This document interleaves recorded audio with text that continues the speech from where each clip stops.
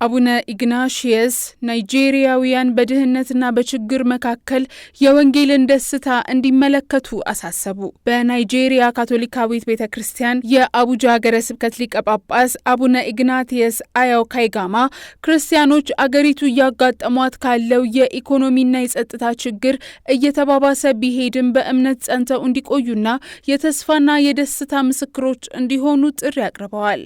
ሊቀ ጳጳስ ካይጋማ በቅድስት ሮዛሪ ቤተክርስቲያን በስድስተኛው የፋሲካ እሁድ ባደረጉት ስብከት ክርስቲያኖች ወንጌልን በቃላት ብቻ ሳይሆን በተጨባጭ የፍቅርና የአንድነት ተግባራትም እንዲሰብኩ ተጠርተዋል ብለዋል። ወንጌልን ማሰራጨት ዛሬም ተልኳችን ሆኖ ቀጥሏል። ወንጌልን ለሁሉም ሰው ማድረስ የክርስቶስን ደስታ እንዲለማመዱና በእያንዳንዱ ከተማና ማህበረሰብ ደስታ እንዲኖር ማድረግ ነው በማለት መልእክታቸውን አስተላልፈዋል። ብፁዕነታቸው አብዛኛውን ጊዜ አሳዛኝና አሉታዊ በሆነ ዓለም ውስጥ የወንጌልን ደስታ ለማወጅና ለመመስከር የወንጌል እሳት በውስጣችን መቃጠል አለበት፣ የጌታም ደስታ በውስጣችን መኖር አለበት።